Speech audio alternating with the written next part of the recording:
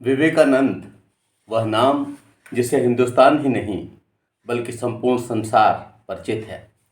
विवेकानंद वह व्यक्तित्व जिसने अपने ज्ञान के आलोक से पूरे प्राच्य और पाश्चात्य संपूर्ण परिक्षेत्र को जगमग कर दिया। विवेकानंद जो अर्थशास्त्र से लेकर के दर्शन शास्त्र तक, शिक्षा शास्त्र तक में सभी में पढ़ाया जाता है, वह व्यक्तित्व है विशिष्ट व्यक्तित्व विवेकानंद। आज हम विचार करने जा रहे हैं इनका शैक्षिक परिदृश्य के हिसाब से, लेकिन यह व्यक्तित्व इस प्रकार का है कि जिसके जीवन दर्शन के बारे में बताए बिना, जीवन परिचय के बारे में बताए बिना कोई बात पूरी ही नहीं होती। तो आइए सबसे पहले हम विचार करते हैं इनके जीवन परिचय पर। स्वामी विवेकानंद का जन्म कलकत्ता के बंगाली कायस्थ परिवार में 12 जनवरी 1863 को हुआ। ये कलकत्ता के उच्च न्यायालय में वकील पिता श्री विश्वनाथ दत्त व माता श्रीमती भुवनेश्वर देवी की संतान थे। इनके बचपन का नाम नरेंद्र नाथ दत्त था। धार्मिक प्रवृत्ति इन्हें विरासत में मिली थी। इनके प्रधानाचार्य मिस्टर हेस्टी ने इनके बारे में कहा, नरेंद्र नाथ दत्त वस्तुतः प्रतिभाशाली है। मैंने विश्व के अनेक देशों की यात्राएं की हैं, किंतु किशोरावस्था में ही इसके समान योग्य एवं महान क्षमताओं वाला युवक मुझे जर्मन विश्वविद्यालयों में भी नहीं मिला। प्रोफेसर हेस्टी इनकी इस तरह से तारीफ करते हैं और इस व्यक्तित्व की पहचान प्रारंभ से ही बचपन में ही हो गई। इस बालक ने 7 वर्ष की आयु में पूरा व्याकरण रट डाला। 16 वर्ष की आयु में इन्होंने मेट्रोपॉलिटन कॉलेज से मैट्रिकुलेशन यानी कि हाई स्कूल की परीक्षा प्रथम श्रेणी में उत्तीर्ण की। अपने भाई भूपेंद्र नाथ दत्त की तुलना में इन्होंने पाठ्य सहगामी क्रियाओं, खेलकूद, व्यायाम, संगीत, नाटक आदि में बढ़ चढ़कर भाग लिया। बाद में ये प्रेसिडेंसी कॉलेज व जनरल असेंबली कॉलेज में भी पढ़े।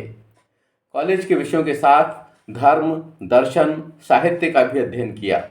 1884 में स्नातक होने से पहले स्वामी रामकृष्ण परमहंस से मुलाकात हुई और इनका जीवन बदल गया। दिव्य शक्तियों की अनुभूति इन्हें गुरु कृपा से हुई। गुरु परमहंस जी के दिवंगत होने पर इन्होंने उनकी शिक्षाओं का प्रसार किया। 31 मई 1893 को वे विश्व धर्म सम्मेलन में भाग लेने अमेरिका गए। जाने से पूर्व ही आप विवेकानंद नाम से पहचाने जाने लगे थे। अमेरिका में हुए इनके अत्यंत प्रभावशाली सारगर्भित वक्तव्य का संपूर्ण विश्व के लोगों पर गहरा प्रभाव पड़ा। वेदांत के प्रसार हेतु इन्होंने इंग्लैंड की यात्रा की। भारत आने पर संपूर्ण जीवन भारत को जागृत करने, संगठन व प्रचार कार्य में लगा दिया। 39 वर्ष की अल्प आयु में 4 जुलाई 1902 को वेल्लूर मठ में मेधा के धनी इस विलक्षण व्यक्तित्व ने अंतिम श्वास ली। आइए अब विचार करते हैं इनके जीवन दर्शन पर, philosophy of life. Swami Vivekananda ने अपने गुरु रामकृष्ण परमहंस के ज्ञान दिव्यालोक से स्वयं को संयुक्त कर किसी भी संकीर्णता को वर्ण नहीं किया। उनका जीवन दर्शन वेदांत से अनुप्राणित है। वे ईश्वर से मानव को युक्त समझते थे।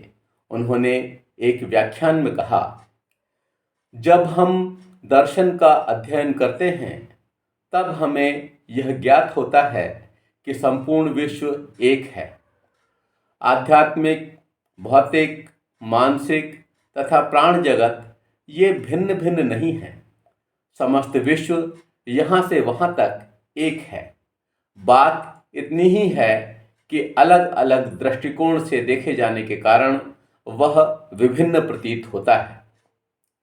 वर्तमान परिप्रेक्ष्य में इनका जीवन दर्शन दुरूह पथ पर चलने व समसामयिक झंझावातों से निवृत्त होने के लिए गौरवपूर्ण व प्रेरणास्पद मार्ग है। इनके जीवन दर्शन को संक्षेप में इस प्रकार वर्णित किया जा सकता है। पहली बात कि वे सृष्टि को कर्ता ब्रह्मा मानते थे, कि सृष्टि का सब कुछ करने वाला ब्रह्मा है, और विश्व को परमात्मा का व्यक्त रूप स्वीकार करते थे। दूसरी बात, उन्होंने माया और जगत को भी सत्य माना और कहा कि भला सत्य से असत्य की उत्पत्ति कैसे हो सकती है। आप देखिए यहाँ पर एक कीमती बात है कि उन्होंने जगत को भी सत्य माना है और माया को भी सत्य माना है। ऐसी स्थिति में जब जगत सत्य है तो सत्य से असत्य की उत्पत्ति नहीं हो सकती, इसकी उन्होंने बहुत सुंदर व्याख्या की है। नेक्स्ट तीसरा पॉइंट, विवेकानंद जी सबसे बड़ा धर्म मानव मात्र की सेवा को मानते थे। सबसे बड़ा धर्म मानव मात्र की सेवा है, पर पीड़ा सम नहीं अधमाई का समर्थन करते हुए यहाँ प्रतीत हो रहे हैं। योग, भक्ति योग, ज्ञान योग, कर्मयोग को आत्मसात करते हुए उनकी स्वीकारोक्ति रही कि योग ज्ञान हेतु सर्वोपरि है। इन्होंने तीनों प्रकार के जो योग हैं, भक्ति योग, ज्ञान योग, कर्म योग, इनका ऐसा सम्मिलन और इतना अच्छा प्रस्तुतिकरण किया है कि ये लगता है कि सारी धाराएं मिलकर एक जगह इकट्ठी हो गई। नेक्स्ट, ज्ञान, भक्ति, योग, कर्म, इन चारों से आत्मानुभूति होती है जो मुक्ति हेतु परम आवश्यक है। इंद्रिय निग्रह तथा संयम नैतिक विकास व ध्यान हेतु आवश्यक कारक हैं। इंद्रिय निग्रह को इन्होंने बहुत बल दिया और इसीलिए विद्यार्थी से भी चाहते थे कि वह ब्रह्मचर्य का अनुपालन करे और संयम से रहे, जिससे कि उसकी जिज्ञासा कौशल का विकास हो जाए। वे ज्ञान के दो रूप वस्तु जगत व आत्म तत्व को स्वीकारते हैं। मानव को दोनों प्रकार का ज्ञान प्राप्त करना चाहिए। ये देखिए बड़ा व्यावहारिक क्षेत्र है उनका कि वो वस्तु जगत और आत्म तत्व दोनों को ही स्वीकारते हैं और दोनों को ज्ञान प्राप्त करने के लिए मनुष्य को प्रेरित करते हैं। वे मानव मात्र को वीर व निर्भय बनाना चाहते हैं। उन्होंने कहा, B A hero, always say I have no fear, tell this to everybody, have no fear, to him fear is death, fear is sin, fear is hell, fear is unrighteousness and fear is wrong life. वीर बनो, हमेशा कहो मैं निर्भय हूँ, सबसे कहो डरो मत, भय मृत्यु है, भय पाप है, भय नरक है, भय अधार्मिकता है तथा भय का जीवन में कोई स्थान नहीं है। इन्होंने प्रगति हेतु निरंतर संघर्ष का आह्वान किया। इनके अनुसार इस जीवन का अंतिम उद्देश्य आत्मानुभूति, ईश्वर प्राप्ति अथवा मुक्ति है। यह कह रहे हैं जब आत्म की आपको अनुभूति हो जाएगी, ऐसी स्थिति में सारे रास्ते सरल हो जाएंगे, इससे आपको ईश्वर प्राप्ति हो जाएगी और अंततः इस आवागमन के बंधन से मुक्ति मिल जाएगी और मुक्ति तक आप पहुंच जाएंगे। इसके बाद आइए विचार करते हैं इनके शिक्षा दर्शन पर, एजुकेशनल फिलॉसफी पर। हम इनके शिक्षा दर्शन पर विचार करें इससे पहले ये जानना आवश्यक है कि यह वह युग दृष्टा और सृष्टा है जिसने कि संसार को बहुत करीब से देखा और उसका अध्ययन किया, उसके व्यापकत्व को अपने आप में समेट लिया और इसी वजह से किसी भी तरह की संकीर्णता से, किसी भी तरह की क्षुद्रता से ये बहुत ऊपर दिखाई पड़ते हैं। और इसीलिए जो इनका एजुकेशनल फिलॉसफी है उसमें इसी तरह के तत्व दिखाई पड़ते हैं। पहली बात हम लेते हैं, शिक्षा मात्र सूचना नहीं। ये मात्र सूचनाओं के संग्रह को शिक्षा नहीं स्वीकारते, रटने की शक्ति को अनुचित ज्ञान स्वीकारते हुए कहते हैं, यदि तुम केवल 5 ही परखे हुए विचार आत्मसात कर उनके अनुसार अपने जीवन और चरित्र का निर्माण कर लेते हो तो एक पूरे ग्रंथालय को कंठस्थ करने वाले की अपेक्षा अधिक शिक्षित हो। यदि शिक्षा का अर्थ जानकारी होता तब तो पुस्तकालय संसार के सबसे बड़े संत हो जाते और विश्वकोश महान ऋषि बन जाते। नेक्स्ट पॉइंट, तत्कालीन शिक्षा व्यवस्था से असहमति। ये तत्कालीन मैकाले शिक्षा पद्धति के विरोधी थे जिसका उद्देश्य मात्र बाबुओं की संख्या में वृद्धि था। यह जानना बहुत आवश्यक है और बहुत समयानुकूल है कि इनका जब जन्म हुआ उस समय यहाँ पर ब्रिटिश शासन व्यवस्था थी। तो ऐसी स्थिति में उस काल में किस तरह का चिंतन हो सकता है यह भी हमें ध्यान में रखना चाहिए, क्योंकि आज के परिप्रेक्ष्य में और उस परिप्रेक्ष्य में अगर हम विचार करें तो समय के हिसाब से बहुत बड़ा अंतर था। इन्होंने अगला बात जो कही कि जीवन संघर्ष व चारित्रिक शिक्षा पर बल। इन्होंने इन तत्वों की महत्ता स्वीकारते हुए और शिक्षा पर प्रश्न टांगते हुए कहा, it prepares a man for social service, develops his character and finally imbues him with the spirit and courage of a lion. Any other education is worse than useless. जो शिक्षा जनसाधारण को जीवन संघर्ष के लिए तैयार नहीं कर सकती, जो चरित्र निर्माण नहीं कर सकती, जो समाज सेवा की भावना विकसित नहीं करती तथा जो शेर जैसा साहस पैदा नहीं करती, ऐसी शिक्षा से क्या लाभ। यानी ये इस तरह की शिक्षा चाहते हैं जो चरित्र का निर्माण कर सके, जो जनसेवा की भावना को विकास कर सके, जो शेर जैसा साहस पैदा कर सके। इस तरह की शिक्षाएं देना चाहते हैं कि हमेशा जीवन में संघर्ष रहे, तब भी वह चारित्रिक रूप से इतना दृढ़ हो कि कभी टूट न जाए। अगली बात है आत्मनिर्भरता। ये चाहते थे कि पढ़ लिख कर अन्य गुण सीखने के साथ लोग आत्मनिर्भर बने। इसीलिए इन्होंने कहा, हमें उस शिक्षा की आवश्यकता है जिसके द्वारा चरित्र का निर्माण होता है, मस्तिष्क की शक्ति बढ़ती है, बुद्धि का विकास होता है और मनुष्य अपने पैरों पर खड़ा हो सकता है। अगली बात कहते हैं, ये पांचवी बात, व्यावहारिकता पर बल। विवेकानंद जी सैद्धांतिक की जगह व्यावहारिक बनाने को शिक्षा का दायित्व मानते थे। उन्होंने कहा, you will have to be practical in all spheres of work. The whole country has been ruined by mass of theories. तुमको कार्य के हर क्षेत्र में व्यावहारिक बनना पड़ेगा। सिद्धांतों के ढेरों ने संपूर्ण देश का विनाश कर दिया है। ये एक बहुत ही कीमती बात है और आज के परिप्रेक्ष्य में पूरी तरह से सही है कि केवल सिद्धांत बन जाने से काम नहीं चलता, हमें व्यावहारिक होना पड़ेगा और जो रास्ते हमें लक्ष्य तक पहुंचाते हैं, उद्देश्य तक पहुंचाते हैं, उन रास्तों पर चल करके हमें आगे बढ़ना पड़ेगा। नेक्स्ट पॉइंट है ज्ञान बालक में निहित। ये कहते हैं कि बालक के मार्ग की बाधाओं के हटाने से ज्ञान का सामान्यतः प्रकटीकरण हो जाएगा। अगर हम उसके मार्ग की बाधाओं को दूर कर दें तो सामान्य ज्ञान जो है वो अपने आप प्रकट हो जाएगा। जिस तरह से अंगारों के ऊपर राख आ जाती है और अगर हम उसे फूंक कर साफ कर देते तो अंगारे चमकने लगते हैं, ठीक उसी तरह से ज्ञान उद्भवित हो जाएगा। वे कहते हैं हमें बालकों के लिए इतना ही करना है कि वे अपने हाथ, पैर, कान और आँखों के उचित उपयोग के लिए अपनी बुद्धि का प्रयोग करना सीखें। आप देखिए, बहुत ही कीमती बात है। इन्होंने कहा है कि केवल इस तरह की व्यवस्था बना दें, ऐसा वातावरण बना दें जिससे कि सब कुछ आत्मसात हो सके। आइए अब विचार करते हैं शिक्षा दर्शन के आधारभूत सिद्धांतों को, basic principles of educational philosophy. माँ भारती का अमर पुत्र अपने पूर्वजों की थाती संभाल अतीत के ज्ञान का ज्योति कलश ले साधना के दुरूह पथ पर बढ़ा तो अनायास ही शिक्षा जगत को महान शिक्षा शास्त्री विवेकानंद मिल गया।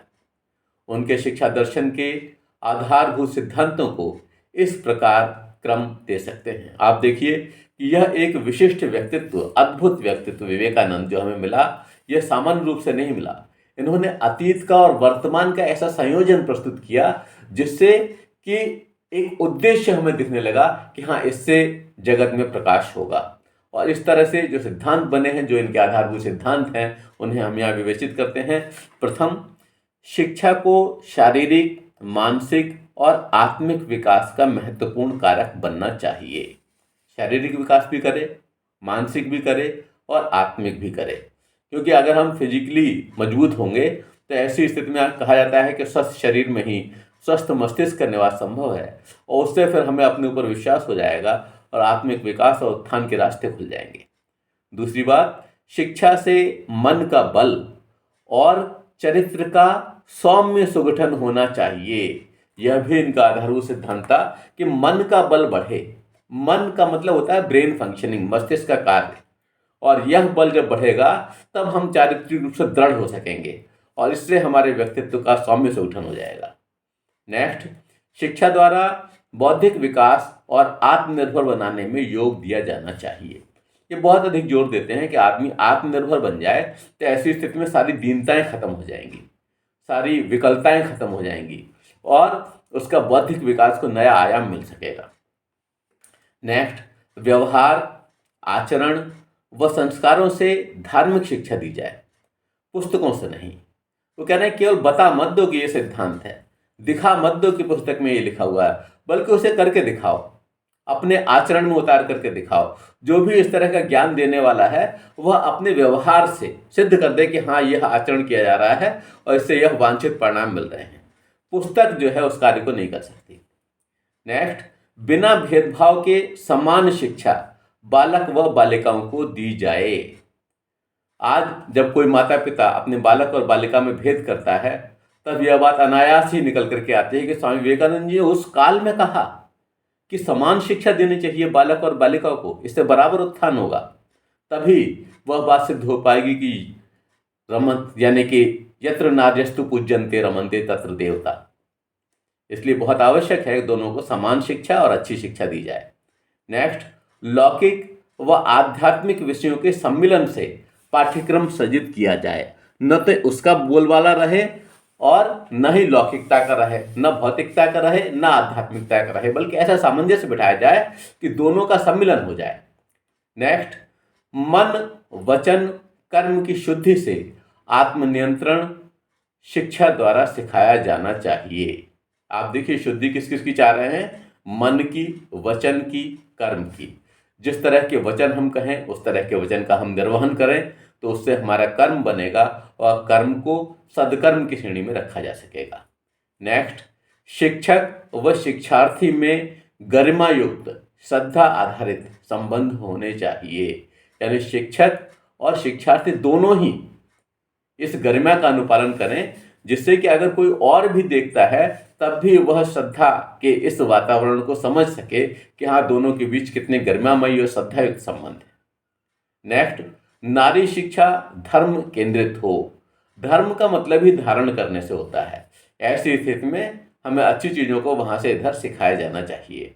नेक्स्ट, तकनीकी व औद्योगिक शिक्षा के आधार से देश का समुचित विकास किया जाए। आप देखिए, अतीत के गौरव को साथ लेकर के चल रहे हैं, देश की संस्कृति को साथ लेकर के चल रहे हैं, लेकिन इस समय की जो स्थिति है उससे दूर नहीं है। इसलिए कह रहे हैं कि तकनीकी व औद्योगिक शिक्षा के आधार से देश का समुचित विकास किया जाए। नेक्स्ट पॉइंट, जनसाधारण की शिक्षा व्यवस्था का सार्थक प्रयास होना चाहिए। शिक्षा को जन जन तक पहुंचाना चाहते हैं और इसीलिए यह अधिक महत्वपूर्ण है। क्योंकि आप देखिए, वैदिक काल में जो शिक्षा की व्यवस्था थी और उसके बाद जब बौद्ध काल के पास शिक्षा की व्यवस्था आई तो इसने उस आधार को विस्तृत कर दिया। लेकिन फिर भी उन्होंने 10 तरह के लोगों को कहा कि इन्हें शिक्षा नहीं दी जानी चाहिए। लेकिन ये कह रहे हैं कि जनसाधारण में हर एक की शिक्षा की व्यवस्था की जानी चाहिए और इसका प्रयास दिखावा मात्र नहीं होना चाहिए, छल वरेब नहीं होना चाहिए, बल्कि सार्थक प्रयास होना चाहिए। नेक्स्ट, पुस्तक अध्ययन मात्र शिक्षा नहीं कहा जा सकता। इस पर इन्होंने बहुत जोर दिया कि केवल पुस्तक का अध्ययन मात्र यह शिक्षा के दायरे में नहीं आएगा। जब तक कि हम किसी विषय वस्तु को, किसी सिद्धांत को, किसी तत्व को, किसी क्रिया को बिल्कुल उसके मानस में बैठा नहीं देते, जब तक वह उसके व्यवहार का अंग नहीं बन जाता, तब तक उसे हम शिक्षा नहीं कह सकते। इसलिए केवल पुस्तक का अध्ययन मात्र करा देना यह काफी नहीं है। ज्ञान अंतर में निहित है। शिक्षा द्वारा वातावरण सृजित होना चाहिए। वो कह रहे हैं शिक्षा ज्ञान तो सारा का सारा है बालक में, आपको केवल वातावरण बना करके देना है जिससे कि वह अधिगमित हो सके, वह आत्मसात हो सके, वह व्यवहार के रूप में परिणत हो सके। नेक्स्ट, शिक्षा द्वारा बालक के मस्तिष्क में स्थित ज्ञान का पथ प्रदर्शन मित्र व दार्शनिक के रूप में किया जाना चाहिए। कोई हेजिटेशन न रह जाए, कोई हिचकिचाहट न रह जाए और इसलिए बालक खुल करके आपसे पूछ सके, खुल करके उस पर चर्चा कर सके, अच्छा डिस्कशन हो सके, उसके पक्ष और विपक्ष में लॉजिक रखे जा सकें, जिससे कि सत्य को अंततः प्राप्त किया जा सके, थीसिस एंटीथीसिस और सिंथेसिस की पूरी परिकल्पना पूरी हो जाए। और इसलिए उन्होंने कहा कि शिक्षा द्वारा बालक के मस्तिष्क में स्थित ज्ञान का पथ प्रदर्शन मित्र व दार्शनिक के रूप में किया जाना चाहिए। जैसे कि आप वहाँ पर देखते हैं कि मित्र के रूप में प्रयोजनवादी कहते हैं कि मित्र के रूप में अध्यापक को होना चाहिए, तो यहाँ पर इन्होंने भी इस बात को स्वीकार कर लिया है, क्योंकि अंततः किसी भी तरह से अधिगम को ये बहुत महत्वपूर्ण मानते हैं और बालक यानी विद्यार्थी को सबसे महत्वपूर्ण मानते हुए ये बात करते हैं। नेक्स्ट पॉइंट, परिवार द्वारा राष्ट्रीय व मानवीय शिक्षा दी जानी चाहिए। परिवार भी अपने आप को दूर न कर लें, बल्कि वह भी ऐसी शिक्षा दें कि बालक सामाजिक क्षेत्र में अपने आप को स्थापित कर सके और राष्ट्र के लिए अपने आप को समर्पित कर सके। और जब यह समर्पण का भाव आएगा तब समझिए शिक्षा अपने उद्देश्य की ओर बढ़ सकी है। आइए अब विचार करते हैं स्वामी विवेकानंद का शैक्षिक चिंतन। Educational thought of Swami Vivekananda. शिक्षा जगत में इन्होंने क्या क्या दिया, हम इस पर विचार करते हैं। वास्तव में यह शिक्षा के परिक्षेत्र में ऐसे जाज्वल्यमान नक्षत्र थे जिसकी चमक, जिसकी आभा हमेशा हर काल में बनी रहेगी। और इन्होंने संपूर्ण शिक्षा को अपने ज्ञान लोक से इस तरह से आप्लावित किया कि हम हर जगह यह महसूस करते हैं कि वह व्यक्तित्व निश्चित रूप से विराट व्यक्तित्व था जिसने हमें इस संबंध में दिशा दी है। आइए जानते हैं कि शिक्षा के संदर्भ में इनके विचार क्या हैं। भारतवर्ष का मेरुदंड धर्म है। इस आधार पर मानव जाति का प्रासाद खड़ा है। इसके उत्तरोत्तर उन्नयन हेतु मनुष्य में निहित शक्तियों के पूर्ण विकास की आवश्यकता है, जिसे शिक्षा पूर्ण कर सकती है। इसीलिए इन्होंने कहा, education is the manifestation of the perfection already present in man. शिक्षा उस सन्निहित पूर्णता का प्रकाश है जो मनुष्य में पहले से ही विद्यमान है। बहुत ही कीमती बात इन्होंने कही। इन्होंने इस बात को पहचान लिया कि भारतवर्ष बिना धर्म के नहीं रह सकता। ऐसी स्थिति में जो भी हम यहाँ पर उत्थान की व्यवस्थाएं देख रहे हैं, उस सबके लिए जो एक सबसे बड़ा आधार है वह धर्म है। ऐसी स्थिति में जब हमारा मेरुदंड ही धर्म है, तो कोई भी वो व्यवस्था जो कि धर्म पर, आस्था पर चोट करेगी, कभी भी शिक्षा व्यवस्था की सहायक नहीं हो सकती। इसलिए इन्होंने कहा कि जो संपूर्ण ज्ञान है, धर्म को घुट्टी की तरह से पिला दिया गया है, तो शिक्षा वो सन्निहितता का पूर्ण विकास है जो मनुष्य में पहले से ही विद्यमान है। और अब विचार करते हैं इनके अनुसार शिक्षा के कौन कौन से उद्देश्य हो सकते हैं। Aim of education. Swami ji भौतिक एवं आध्यात्मिक सत्ता पर विश्वास करते थे। ये भारत में ऐसा धर्म चाहते थे जो कमजोरी न पैदा करे। उनका मानना था कि इस विश्व में नायमात्मा बलहीनेन लक्ष्यः, the weak does not get anything in this world, अर्थात कमजोर को कुछ प्राप्त नहीं होता। उन्होंने शिक्षा के जिन उद्देश्यों पर बल दिया उसे इस प्रकार क्रमबद्ध कर सकते हैं। आप देखिए, जो उनका ये शब्द है नायमात्मा बलहीन लक्ष्य, यह बहुत कीमती है। हर तरह से बल से युक्त करना चाहते हैं, क्योंकि कमजोर जो है वह कुछ प्राप्त नहीं कर सकता। आप समझिए कि कुछ लोग इस तरह के होते हैं जो प्रसाद लेने जाते हैं, और कुछ लोग ऐसे होते हैं जो उस प्रसाद देने की व्यवस्था करते हैं। तो हमें इतना बलवान, इतना सार्थक हो जाना है कि हमारी उपादेयता बन जाए, हमारी उपयोगिता बन जाए। इसलिए ये शिक्षा के उद्देश्य इस तरह के निर्धारित करते हैं जिससे कि व्यक्तित्व का विकास हो और मानव अपने आप में अपनी पूर्णता के लक्ष्य को प्राप्त कर सके। तो पहला पॉइंट इन्होंने दिया है शारीरिक विकास, फिजिकल डेवलपमेंट। हम अपनी इंद्रियों को सशक्त करें, खेलें, कूदें और शरीर को मजबूत कर लें। जब हमारा शरीर मजबूत होगा तो वह अधिक अधिगम कर सकेगा और विषम स्थितियों में भी कार्य कर सकेगा। इसलिए बहुत आवश्यक है कि इस उद्देश्य के प्रति शिक्षा को अपने आप को समर्पित करना चाहिए, शारीरिक विकास के, फिजिकल डेवलपमेंट के। नेक्स्ट पॉइंट, पूर्णत्व प्राप्ति, रीचिंग परफेक्शन। ये बहुत कीमती है कि हमें हर चीज में परफेक्शन के स्तर तक पहुंचना है, और यह सबसे उच्चतम स्तर है। किसी भी कार्य को करें उसमें हम इस बात का विचार कर लें, क्या इसका पूर्ण परफेक्शन मिल गया। जब हम इस तरह का विचार करेंगे तो आप देखिए धीरे धीरे हमारे व्यक्तित्व में, हमारे व्यवहार में ऐसा परिवर्तन आ जाएगा कि हम एक तरह से परफेक्शनिस्ट हो जाएंगे। नेक्स्ट उद्देश्य है मानसिक व बौद्धिक विकास, mental and intellectual development. Mental development बहुत आवश्यक है, हमारे मानसिक स्तर का उन्नयन बहुत आवश्यक है। जब हम संकीर्णताओं से अपने आप को मुक्त कर लेते हैं, जब हम विस्तृतता से अपने आप को जोड़ सकते हैं, तब हमारा दृष्टिकोण व्यापक हो जाता है और हमारे बौद्धिक आयाम भी बड़े हो जाते हैं, बौद्धिक विकास सुनिश्चित हो जाता है। नेक्स्ट पॉइंट, नैतिक व चारित्रिक विकास, मॉरल एंड कैरेक्टर डेवलपमेंट। एक याज्ञवल्क्य महोदय ने कहा था, education is that which make a man of good character useful to the world. यहाँ पर ये उसी का समर्थन करते हुए प्रतीत होते हैं और ये कहते हैं कि शिक्षा को नैतिक व चारित्रिक विकास की जिम्मेदारी अपने ऊपर ओढ़ लेनी चाहिए। इसके साथ ही यह आज की व्यवस्था से भी हमको जोड़ना चाहते हैं, और इसीलिए इन्होंने कहा कि अगला जो उद्देश्य है वह है व्यावसायिक विकास, वोकेशनल डेवलपमेंट। हमें व्यावसायिक विकास, शिल्प भी सीखना चाहिए, काम भी सीखना चाहिए, पढ़ लिख करके बेरोजगार ना हो जाए, इसलिए आवश्यक है कि व्यावसायिक विकास भी किया जाए। नेक्स्ट, धार्मिक विकास, रिलीजियस डेवलपमेंट। यह धर्म रूढ़ि आधारित धर्म के पक्ष में नहीं थे, यह एक्चुअली वेदांत पर विश्वास करते थे और उस एकात्म की बात करते थे। यह मंदिर, मूर्ति और इनकी जगह ये महसूस करते थे कि ईश्वर के उस रूप का अध्ययन किया जाए। यह किसानों के श्रमकणों में ईश्वर की तलाश करते थे और इसीलिए उन्होंने कहा कि एक अच्छे व्यापक दृष्टिकोण के साथ हमें धर्म का आचरण करना चाहिए और धर्म को समझना चाहिए, वहाँ किसी तरह की संकीर्णता नहीं होनी चाहिए। अगली बात, विभिन्नता में एकता, यूनिटी विद इन डाइवर्सिटी। हम छोटी छोटी बातों में उलझ करके न रह जाएं। अस्पृश्यता या समाज में फैली हुई जो बुराइयां हैं उनसे ऊपर उठे और उस सब में कहीं हम इस एकता की अनुभूति करें कि हम सब उसी परम पिता परमेश्वर की संतान हैं और सबको मिलजुल करके इस देश को, इस विश्व को सुंदर बनाना है। नेक्स्ट, आत्मविश्वास की भावना का विकास, development of feeling self confidence, arise, awake and stop not till the goal is achieved.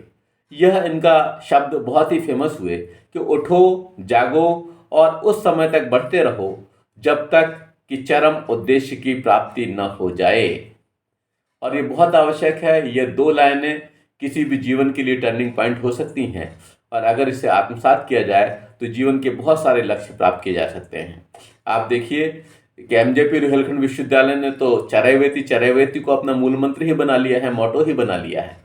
और यह बात बहुत ही महत्वपूर्ण है आज के सारे यूथ के लिए, जवानों के लिए और हर उस व्यक्तित्व के लिए जो प्रगति चाहता है कि उठो, जागो और उस समय तक बढ़ते रहो जब तक कि चरम उद्देश्य की प्राप्ति न हो जाए। नेक्स्ट पॉइंट, राष्ट्रीयता का विकास, डेवलपमेंट ऑफ नेशनलिज्म। इसकी आज हिंदुस्तान बहुत आवश्यकता महसूस कर रहा है क्योंकि यहाँ पर इस तरह के तत्व आ गए हैं, रह रहे हैं जो कि देश विरोधी बातें करते हैं, देश को तोड़ने की बातें करते हैं। तो आवश्यकता इस बात की है कि इस बात का विस्तार हो कि हर एक राष्ट्र के उत्थान के लिए अपने आप को समर्पित कर सके। इसीलिए उन्होंने कहा कि no education can be called national unless it inspires love for the country. जो शिक्षा देशभक्ति की प्रेरणा नहीं देती वह राष्ट्रीय शिक्षा नहीं कही जा सकती। विवेकानंद के इन शब्दों में बहुत गूढ़ तत्व छिपा हुआ है और हम निश्चित रूप से इस बात को मान लें कि हाँ, राष्ट्रीय एकता की शिक्षा देनी, नेशनलिज्म की शिक्षा देनी बहुत आवश्यक है। आइए अब हम विचार करते हैं इनके अनुसार पाठ्यक्रम क्या हो, करिकुलम क्या हो। स्वामी विवेकानंद ने सांसारिक समृद्धि हेतु विज्ञान, मनोविज्ञान, गृह विज्ञान, भाषा, प्राविधिक विषय, व्यावसायिक विषय, इतिहास, भूगोल, कला, गणित, राजनीति शास्त्र, अर्थशास्त्र, खेलकूद, व्यायाम, समाज सेवा, राष्ट्र सेवा और आध्यात्मिक प्रगति हेतु दर्शन, पुराण, धर्म, उपदेश, भजन, कीर्तन, श्रवण तथा साधु संगति को शामिल किया। उनके शब्दों में, हमें अपने ज्ञान के विभिन्न अंगों के साथ अंग्रेजी भाषा और पाश्चात्य विज्ञान का अध्ययन करने की आवश्यकता है। हमें प्राविधिक शिक्षा और उन सब विषयों का ज्ञान प्राप्त करने की आवश्यकता है जिनसे हमारे देश के उद्योगों का विकास हो और मनुष्य नौकरियां खोजने के बजाय अपने स्वयं के लिए पर्याप्त धन का अर्जन कर सकें और दुर्दिन के लिए कुछ बचा भी सकें। आप अगर पाठ्यक्रम पर दृष्टिपात करते हैं तो आपको ये देखने को आएगा कि ये जो है क्रिया आधारित पाठ्यक्रम है। जिन चीज़ों को पढ़ने के लिए हमें क्रियाओं का संपादन कर सके, तो ऐसी स्थिति में वह अच्छा अधिगम हो जाएगा और हम सफल हो पाएंगे। आइए अब हम विचार करते हैं कि इनके अनुसार शिक्षण विधियां क्या क्या हों। उन्होंने चूँकि दोनों तरह की उन्नति की बात की थी, आध्यात्मिक उन्नति की और भौतिक उन्नति की, तो उनकी विधियां भी इसी तरह से इन दो हिस्सों पर आधारित हो गई हैं, जिसमें कि एक आध्यात्मिक उन्नयन हेतु है और दूसरी भौतिक प्रगति हेतु है। तो पहले हम विचार करते हैं आध्यात्मिक उन्नयन हेतु कौन कौन सी विधियां हैं। इसमें है पहली स्वाध्याय विधि। हम खुद अध्ययन करें और उसको पढ़ने से हमें बहुत सी विषय वस्तु साफ हो जाएगी कि इसका मतलब यह है। जब हम अकेले में अध्ययन करते हैं तो हमारी सारी शक्ति उस विषय वस्तु पर केंद्रित होती है और हम उसको अच्छी तरह से समझ पाते हैं। इसलिए बहुत आवश्यक है कि हम निरंतर अध्ययन करें, स्वाध्याय करें, और आप देखिए ज़्यादातर अध्यापक इस क्रिया को करते हैं। दूसरी बात, जब हम किसी चीज़ का अध्ययन कर लें तो उसके बाद ही कह रहे हैं कि ध्यान विधि, हम उसका ध्यान करें। ध्यान करने से क्या होगा कि उसके बारे में हमारा चिंतन परिपक्व हो जाएगा। जब वह परिपक्व हो जाएगा तो उस स्थिति में जो भी उसकी कमियां हैं उनका निराकरण हो जाएगा। उसके बारे में मंथन, लॉजिक और उसका एंटी लॉजिक, और उसके बाद लास्ट में उसका परिणाम तक हम पहुंच पाएंगे। तो इससे क्या होगा, जो उसका परिमाण होगा वह अच्छी तरह से अधिगमित हो जाएगा। अगली बात ये कहते हैं योग विधि, संपूर्ण का योग, उसका हमें एक ताने बाने में लाना है। जैसे मान लीजिए एक बहुत बड़ा पशु है या जैसे हाथी है, तो उसके अलग अलग पैर, हाथ, पूंछ आदि का अध्ययन करने की जगह समग्र का अध्ययन करना यह आवश्यक है। तब उसके बारे में हम एक सही चित्रण और सही विषय वस्तु दे सकते हैं। अगली बात यह कह रहे हैं कि मनन विधि के द्वारा भी हम उस आध्यात्मिक उन्नयन को प्राप्त कर सकते हैं। हमें उसका मनन करना चाहिए। क्या हुआ कि स्वाध्याय करना है, ध्यान करना है, योग करना है, मनन करना है, और इस तरह से हमें आध्यात्मिक उन्नति का अपना पथ प्रशस्त करना है। अगली बात ये कह रहे हैं कि भौतिक प्रगति हेतु कौन सी विधियां आवश्यक हैं। ये कहते हैं व्याख्यान विधि। व्याख्यान विधि के माध्यम से हम किसी की विषय वस्तु को समझा सकते हैं, उसे बढ़ा चढ़ा करके उसके बारे में बताया जा सकता है, और उसमें से सामने वाला जो अधिगम करने वाला है वह अपने मतलब का उसमें से सोख लेगा। नेक्स्ट ये कह रहे हैं अनुकरण विधि। अनुकरण विधि परमावश्यक है। आप करके दिखाइए, दूसरा उसका अनुकरण करेगा और इस तरह से सीखा जा सकता है। नेक्स्ट बात ये कहते हैं निर्देशन व परामर्श विधि। हम उन्हें निर्देशन दें और जब वे उस क्रिया को करें, उस क्रिया में करते हुए उनसे चूक हो जाए तो हम उनको परामर्श भी उपलब्ध कराएं, और इस निर्देशन व परामर्श से उनके मंतव्य तक, उनके गंतव्य तक पहुंचाने का हम प्रयास करें। अगली विधि बताते हैं तर्क व विचार विमर्श विधि, यानी आपस में डिस्कशन हो, लॉजिक दिए जाएं और इसके द्वारा उस अधिगम को अधिक स्थायी बनाने का प्रयास किया जाए। इस विधि का इस्तेमाल किया जाए। और इसके बाद कहते हैं कि प्रदर्शन व प्रयोग विधि। हम प्रदर्शन के द्वारा, प्रयोग के द्वारा, करके दिखाने के माध्यम से विद्यार्थियों को अधिगमित कराएं और इससे ज्ञान जो है वो स्थायी होगा। शिक्षण विधियों के संबंध में प्रोफेसर लक्ष्मी नारायण गुप्त कहते हैं, आप देखिए लक्ष्मी नारायण गुप्त जी कह रहे हैं वो ऊपर की बात से भिन्न है, ये एक ही बात पर ज़्यादा जोर दे रहे हैं। इन्होंने क्या कहा, इन्होंने कहा कि शिक्षा की विधि में स्वामी विवेकानंद का अपना एक विशिष्ट स्थान है।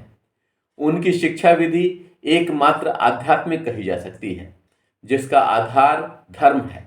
इस विचार से उन्होंने धर्म की विशेष पद्धति को अपनाकर शिक्षा देने के लिए कहा। ये प्रोफेसर लक्ष्मी नारायण गुप्त का अपना विचार है और ये मानते हैं कि उनकी जो व्यवस्था है, उनकी जो विधि है, उसका आधार धर्म ही है। नेक्स्ट हम विचार करते हैं अनुशासन पर, डिसिप्लिन पर। स्वामी जी के विचार अनुशासन के संबंध में प्रकृतिवादियों से मेल खाते हैं। ये भी बालक को आत्म अनुशासन सिखाना चाहते हैं और उन्हें दिए जाने वाले किसी भी शारीरिक दंड का विरोध करते हैं। ये चाहते हैं कि बालक को पर्याप्त स्वतंत्रता देने के साथ स्व अनुशासन की शिक्षा दी जानी चाहिए। उन्हें सीखने हेतु सहानुभूतिपूर्वक प्रोत्साहित किया जाना चाहिए, यानी उनके ऊपर किसी तरह का कोई जोर न लगाया जाए, जोर न डाला जाए, बल्कि वे अपने आप को अनुशासित करें। इस तरह की प्रेरणा हमारे माध्यम से उनको उपलब्ध कराई जानी चाहिए। अब ये विचार करते हैं कि अध्यापक किस तरह का हो। अध्यापक से बहुत सी उम्मीदें करते हैं, बहुत सी अपेक्षा लगाए हुए बैठे हैं, क्योंकि यह स्वयं भी अध्यापक ही थे और जगह जगह जा करके इन्होंने अपने वेदांत का प्रचार किया। जिस बात को ये स्थापित करना चाहते थे, पहले रामकृष्ण परमहंस जी ने जो इन्हें शिक्षाएं दी थी, उन शिक्षाओं के प्रचार प्रसार के माध्यम से उन्हें आत्मसात करने का प्रयास किया। तो यानी बहुत सारी उम्मीदें हैं अध्यापक से, और अध्यापक हर एक को बंधन नहीं देना चाहते। ये कहते हैं कि कुछ जो विशिष्ट व्यक्तित्व हैं वही इस अध्यापकत्व वाले क्षेत्र में उतरे। स्वामी जी प्रेरक के रूप में अध्यापक को स्थान देते हैं।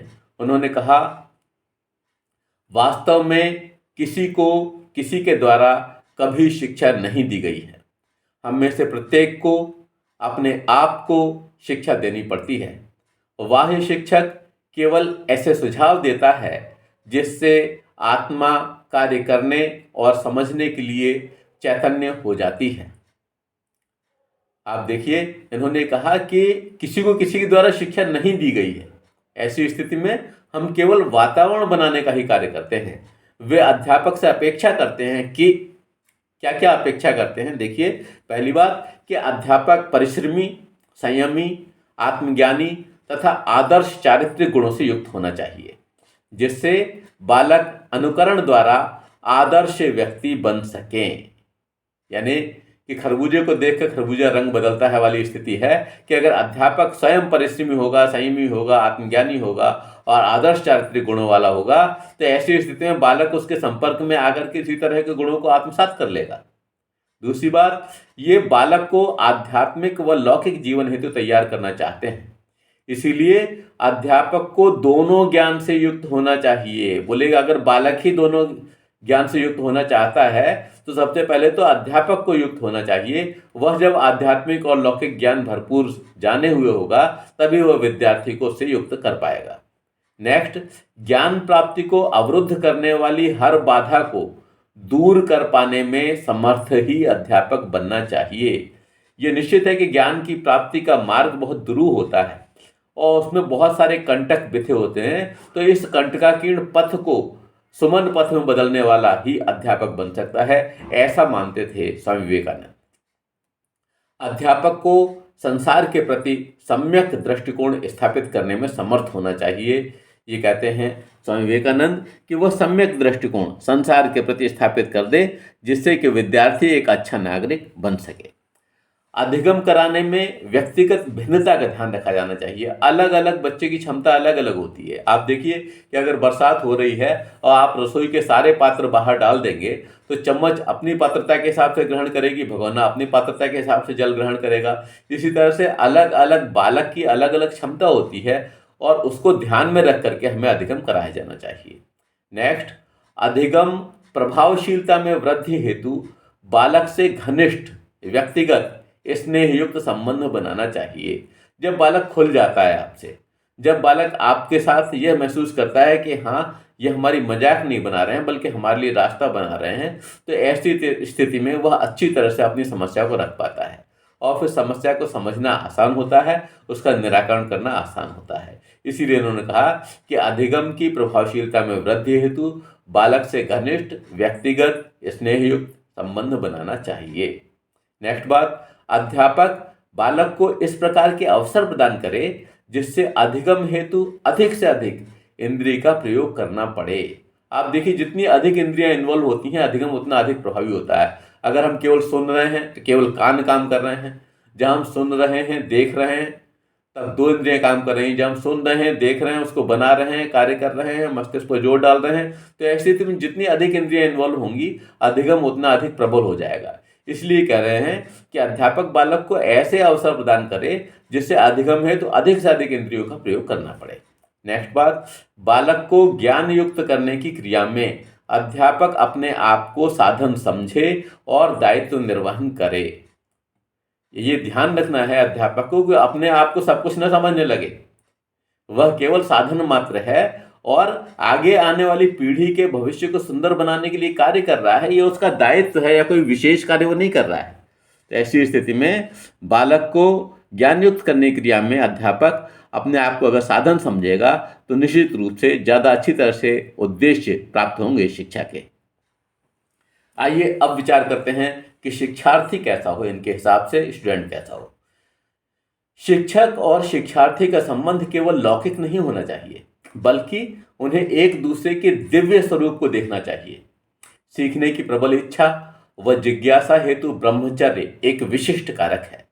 बालकों को ब्रह्मचर्य व ऐसी श्रद्धा से युक्त होना चाहिए अतीत और वर्तमान के संयोजन से सफल प्राप्ति संयोग बन सके। इस गुण का सफल प्रतिनिधि मानते हुए जवाहरलाल नेहरू ने स्वामी जी से के लिए कहा।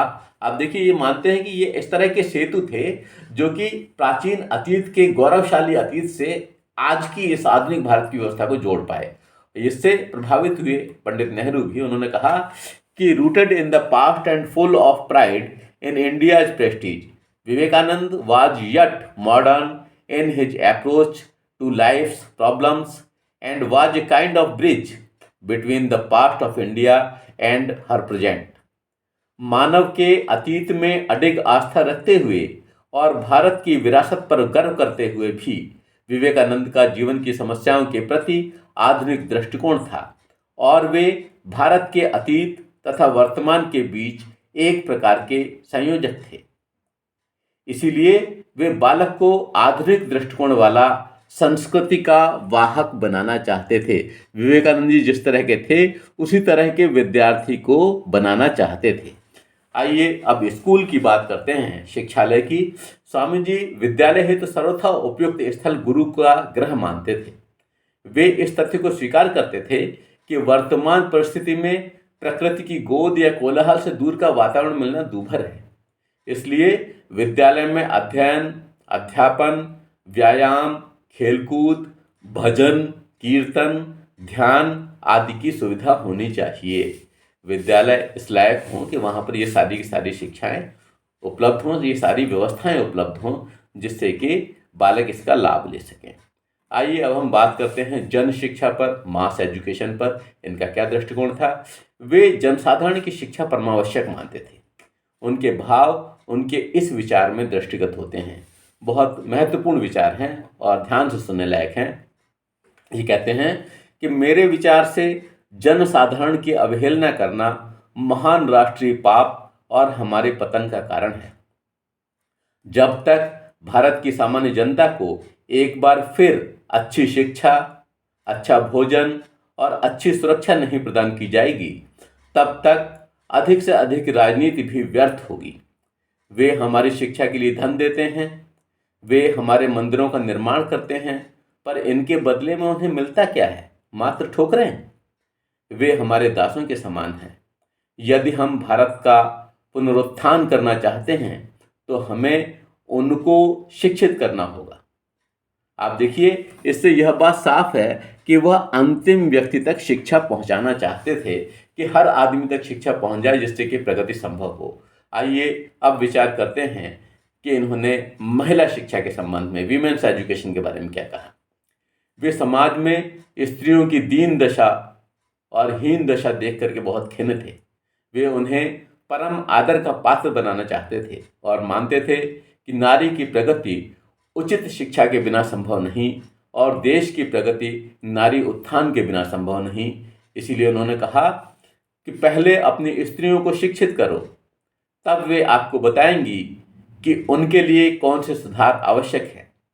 उनके मामलों में बोलने वाले तुम कौन हो? ये कह रहे हैं कि आपको बोलने की जरूरत नहीं है, आप बस केवल उनको शिक्षित कर दीजिए। उसके बाद वे खुद ही समझ जाएंगी कि क्या अच्छा है क्या बुरा है। उनमें जब विवेक जागृत हो जाएगा तब वे सारी स्थिति को समझ जाएंगी। आज देखिए कि हम भारत में तमाम देवियों की बात करते हैं, लक्ष्मी की, सरस्वती की, दुर्गा की, लेकिन उस तरह के गुणों से, उस तरह की शक्तियों से अपनी बेटियों को क्यों नहीं युक्त करना चाहते? इसलिए बहुत आवश्यक है जो उन्होंने कहा कि पहले अपनी स्त्रियों को शिक्षित करो, तब वे आपको बताएंगी कि उनके लिए कौन से सुधार आवश्यक हैं। उनके मामलों में बोलने वाले तुम कौन हो? हमें बोलने की आवश्यकता नहीं, वो अपने आप बता देंगी और उनका निराकरण अवश्यमेव हो जाएगा। आइए अब हम वैल्यूशन, इनका शिक्षा दर्शन का मूल्यांकन करते हैं। Estimate the educational philosophy. Swami Vivekananda के अद्भुत विलक्षण व्यक्तित्व की क्रांतिकारी उदात्त प्रवृत्ति में प्राचीन और आधुनिक भारतीयता के समन्वय का प्रकटन है। दूसरी ओर ज्ञान, कर्म, भक्ति का अद्भुत समन्वय है। इनके शिक्षा दर्शन में हमें अद्भुत सामंजस्य दृष्टिगत होता है। कर्म की श्रेष्ठता व संयम के आधार युक्त स्पष्टीकरण उन्हें सहज भारतीय उत्कृष्ट चिंतक के रूप में स्थापित करता है। उन्होंने कहा, आदर्श पुरुष तो वे हैं जो परम शांति और निस्तब्धता के बीच भी, तीव्र कर्म का तथा प्रबल कर्मशीलता के बीच भी मरुस्थल की शांति एवं निस्तब्धता का अनुभव करते हैं। उन्होंने संयम का रहस्य जान लिया है, अपने ऊपर विजय प्राप्त कर चुके हैं। आप देखिए कि किस तरह से ये चाहते हैं कि एक ऐसी स्थिति बन जाए जिससे कि इतने सारे कार्य के बीच भी हम परम शांति का अनुभव कर सकें, अपने कर्तव्य को दायित्व मान करके करते चलें। यह इस तरह का अद्भुत व्यक्तित्व उस काल ने हमें दिया। निश्चित रूप से हम उस काल के भी ऋणी हैं, हम इस युग दृष्टा के भी ऋणी हैं, इस सृष्टा के भी ऋणी हैं, और इन्हें कभी भी भुलाया नहीं जा सकता। Thank you.